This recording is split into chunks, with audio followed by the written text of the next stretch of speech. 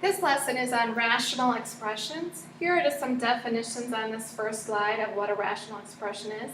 It's a quotient, which is a division of two algebraic expressions. So you don't need to write these examples down. What we're going to do first is we're going to simplify some rational expressions. Here's our first set of examples. You want to simplify the rational expression by dividing out any common factors, then canceling those common factors and state if there's a domain restriction. So in this first example, 15x squared times y cubed over 10x y squared. Notice that the numerator is a monomial. It's 15 times x squared times y cubed. And then in the numerator, we have 10 times x times y squared. Notice each of these pieces in the numerator are multiplied. I'm just going to erase that. And then each of the pieces in the denominator are also multiplied. So this is considered one monomial divided by another monomial. So we can go ahead and cancel common factors. So in the numerator and denominator, we can cancel by 5. So 15 divided by 5 is 3, and then 10 divided by 5 is 2. Now let's go on to the next piece, which is the common factor of x. So I can cancel the numerator by an x, so I'm just left with 1x. I can cancel this one by an x, so I'm just left with just the number 1.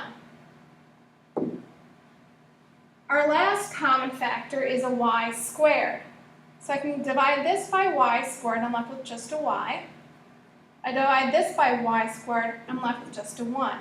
Now we just need to clean up the numerator and denominator. So in the numerator, I have 3 times x times y, which is 3xy. Then in the denominator, I have 2 times 1 times 1, which is 2. So in simplified form, my answer is 3xy over 2. Now, the next example is not a monomial divided by a monomial, because look at this minus and this minus. They're not multiplied together. So what we have to do instead is we have to factor. So in the numerator, we learned that the numerator we can factor that as a difference of 2 squareds. So I have 2 parentheses, x minus 5, x plus 5. If I multiply those back out by FOILing, I would get x squared minus 25. You can check if you want to. Now the denominator, it is factored, but it looks pretty close to this parentheses right here. So I'm just going to change the order of this 5 minus x. I'm going to make it negative x plus 5. Now we're getting closer to that first parentheses right here. Let's take out a negative from this denominator. So I have negative, and what am I left with now? A positive x and then a negative 5. Now ask yourself, what is the common factor that I can factor out from the numerator and the denominator? Well, the common factor is this x minus 5 and that x minus 5. So what I'm left with is the x plus 5 in the numerator, and then don't forget about this negative 1 in the denominator. So if you want to clean it up a little bit better, I would say you'd want to take out a negative 1 and then x plus 5. There is a domain restriction on this problem. The domain restriction is what numbers can x not be. So let's look at this denominator right here and that x. If I substituted 5 in for x, then I had 5 minus 5, which is 0. A big rule in division or rational expressions is you cannot have a denominator that is 0. It's considered undefined. So our domain restriction is x cannot be 5.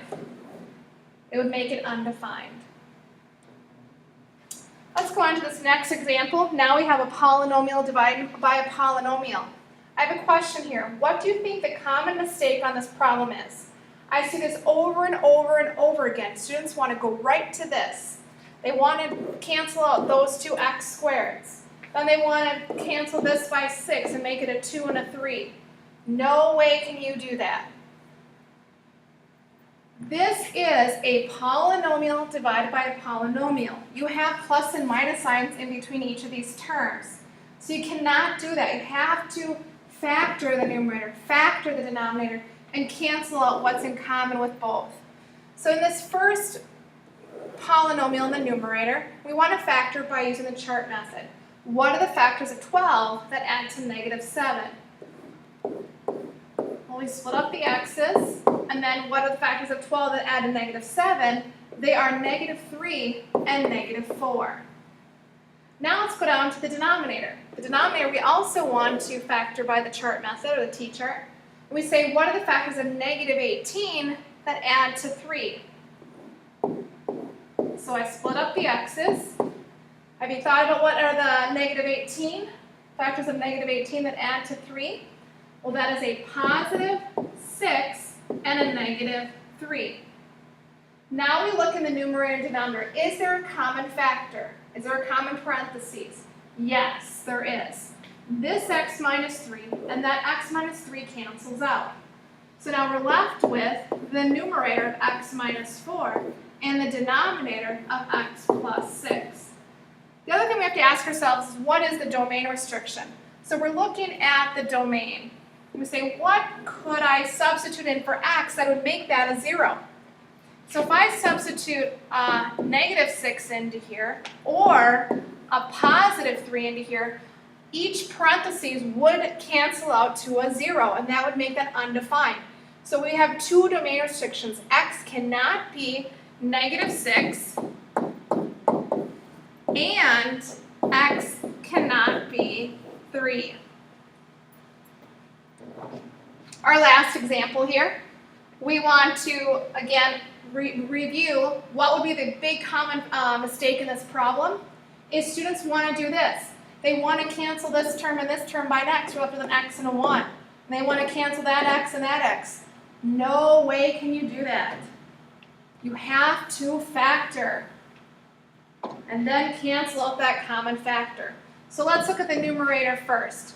The number one rule of factoring is to factor out the GCF. So we're going to take out the x. We're left with x squared minus 4. Then in the numerator is done so far, but look at this right here. That is a difference of 2 squareds.